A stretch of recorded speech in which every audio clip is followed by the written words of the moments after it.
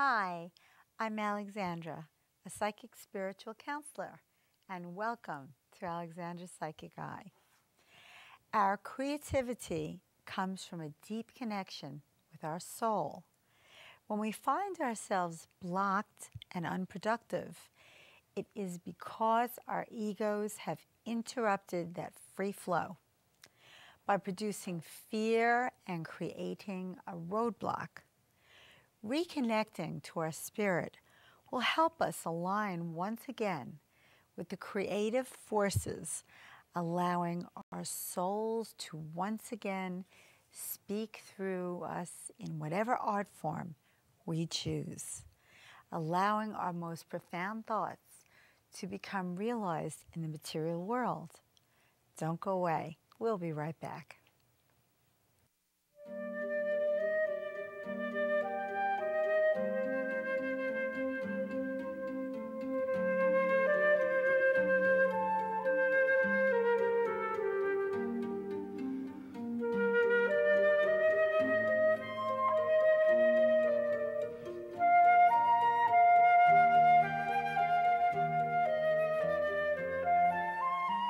Welcome back. Psychic medium Christopher George performs channeled healings, seances, aura readings, space clearings, exorcisms, and candle magic, and also hosts psychic and healing retreats. In addition, Christopher is the lead psychic investigator of Second Sight Paranormal and is co-host on the Second Sight New York City radio show, which is a blog radio show, which airs live on Thursday nights on UFO Paranormal Radio. And welcome back to our show, Chris. We're so happy to have you. I'm very happy to be back here. Had a great time the first show. It was great. Now, before we start, you have a fan page. How do people reach you on your fan page? Well, my fan page on Facebook is Psychic Medium Christopher George. Psychic Medium Christopher George. All you have to do is like the page, and every month I give away free readings and stuff like Wonderful. that. Wonderful. Free readings on the fan page. People love free readings. Oh, yes, they do. I know that. They can get readings also. I have another radio show the first Friday of every month on UFO Paranormal Radio from 11 to midnight, and it's all about free readings, so you can check that out also. Absolutely. It's and that's called Insight with Christopher George. Insight with Christopher George. Wonderful. My other show is Second Sight NYC. Second Sight NYC. Yeah. Well, you're a man of many talents, obviously. I have a few. Now, what are some of the interesting experiences that you've had at the seances? Oh, geez. First of all, let's talk about what a seance is, because I think there's a lot of misconceptions. There is, and I'm gonna point a few of them out. You know, there's a thing in Manhattan called Seance in the City, and I saw it on a meetup, and I said I gotta go, you know, because this is what I do. It's what I'm known for is my seances. So I go to the city, and it was a really nice little setup, but it wasn't a seance. It was what I would consider a spirit circle. There was a psychic or so-called psychic medium. I'm not even sure that he was that. He sat down with a group of people, and he started just saying, okay, there's a spirit here for you. He was basically giving messages. That is not a seance. That's not a seance. That's a message circle. That's cool. It's fun. I enjoy I do it myself. It's not a seance. It's not a seance. A seance is when a psychic medium takes in a spirit and trance channels and actually becomes that spirit to give messages. That's what I do. Okay. I'm a trance channel. Now, I did not know that that's what that was. Okay. But when I first started doing readings, okay, one of my students, he's passed, okay, Jeff, or otherwise I wouldn't even mention his name, he wanted to pass. He passed from AIDS. He wanted to pass from AIDS. My teacher did a healing on him. He wanted to leave. That was part of his healing, to leave in peace, okay? But he was a student for about 2 years, and his boyfriend also came to us. And it's a very long story, but the short story is that one of his lessons was I channeled his uncle, and I got up, you know, at that time, my office was my living room in Brooklyn, okay? And I was a young adult, and I'm walking across the room, funny, and doing all kinds of funny gestures. And Jeff says to me, Alexandra, you're reminding me of my uncle, my favorite person in the world. I said, huh? What am I doing? And then I started speaking in a different way. And he Right. said, and that's where my uncle spoke, and that's what he did with his teeth. And I was like, Oh, that's huh? really cool. See, Yes. with me, I trans-channel, and I kind of like leave, and I don't even know what I'm doing. And that's why we videotape a lot of my seances, because I have no idea what I've done or what I've said until afterwards when everybody tells me. So Yes. you asked me something that's happened in a seance. I'll give you one thing.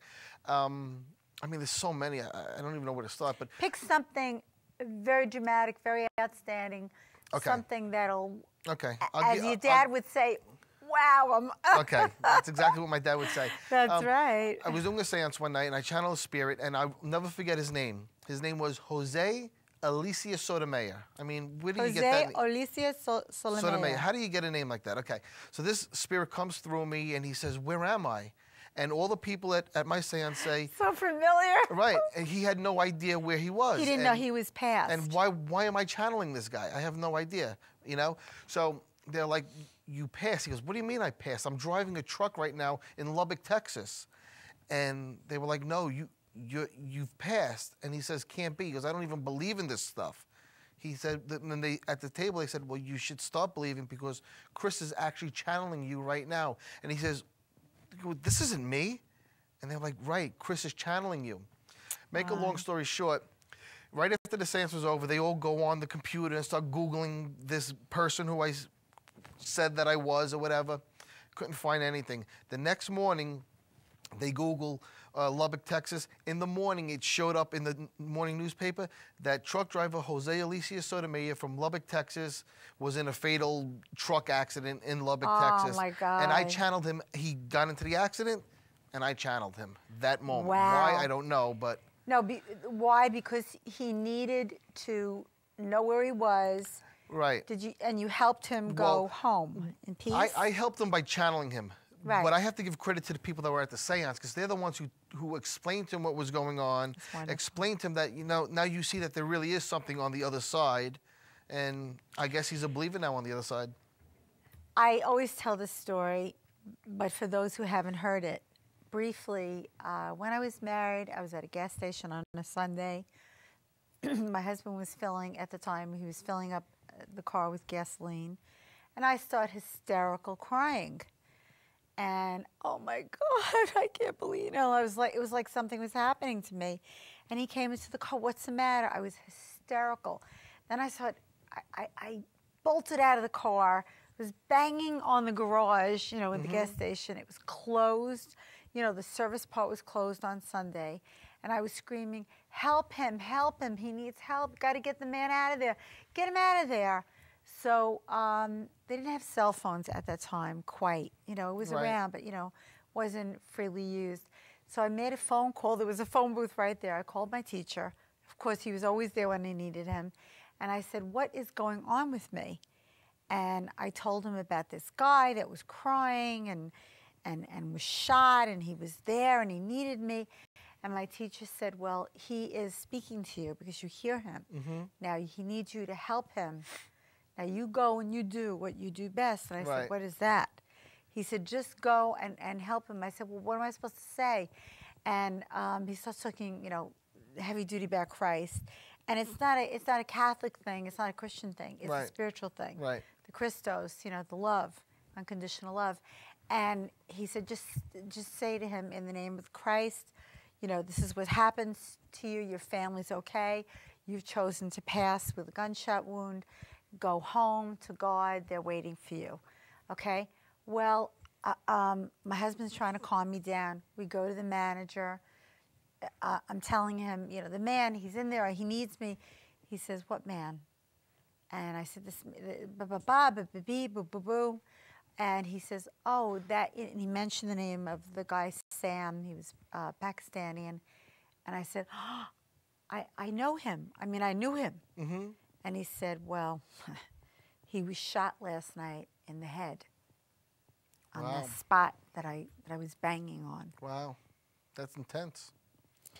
And what I did was I helped Sam go home, back to Father. And you felt great about it, didn't you? Yeah, I did. You know what I find I've done that a lot. That's a very typical thing for me. Well, what I find is anytime you pass spirit to the light, you get a healing yourself, and you always feel good after that. Always. Oh yeah. Well, when I went to my student's house last week, and I had Lucy, who called herself Loose Magoose, as I Right. told you.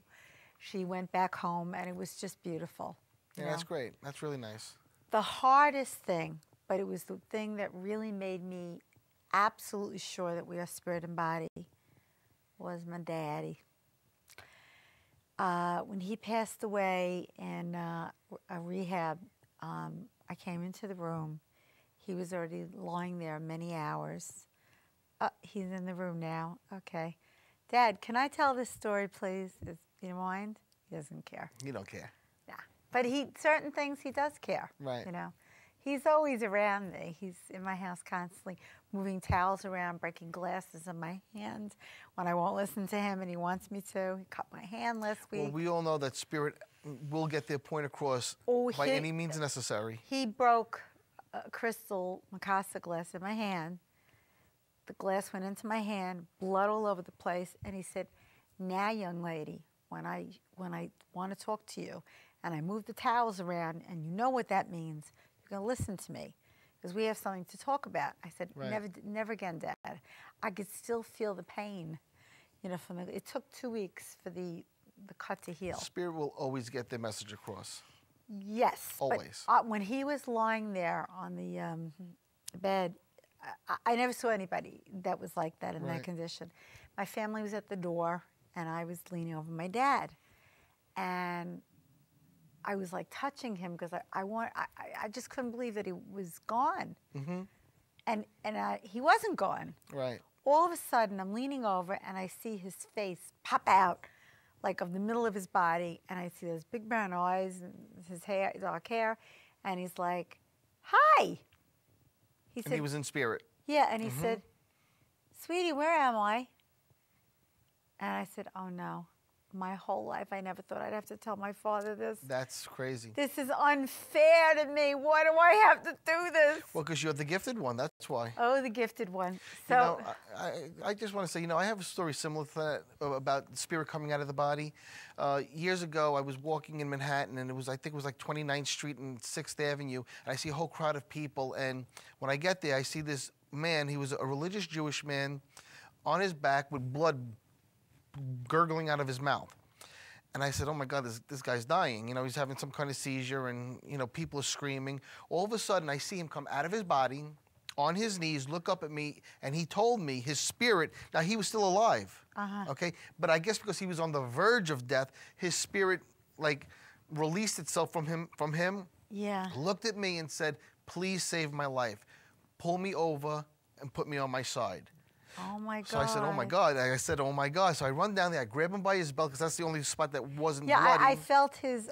This is crazy. A And lot people- of the things you're telling, I'm having physical reactions I know to you you. are. I I know don't you are. usually do this. You know, people are yelling at me, "What are you doing?" I said, "I'm saving his life." I take him by covering his my belt, mic. I pull him to the side, and blood starts coming out of his mouth. I hear the ambulance coming, and I leave. Okay?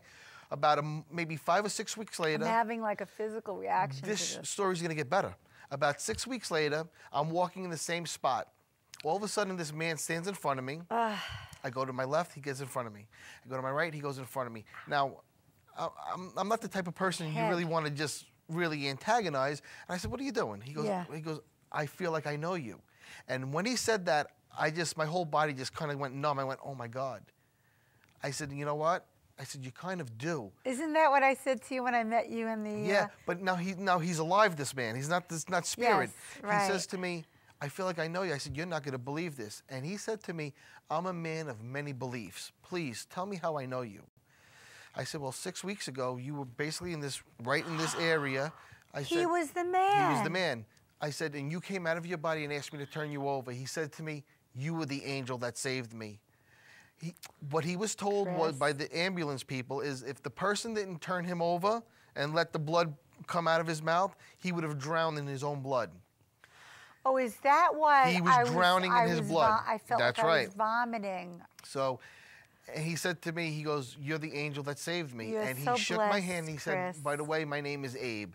And It's that's my grandfather's name. one of my favorite stories because Oh, that here it was so 6 weeks later, and beautiful, he was so alive. It precious. was awesome. You are so precious, Chris. Okay. You You're know, making me Chris blush. means, Chris means Christos. Right. Unconditional love, the Christ, the That's light. yeah. When my father came out of his body, and I've told the story before, I had to tell him that he passed away. Right. So I said, "Daddy, you passed away." I had to say that.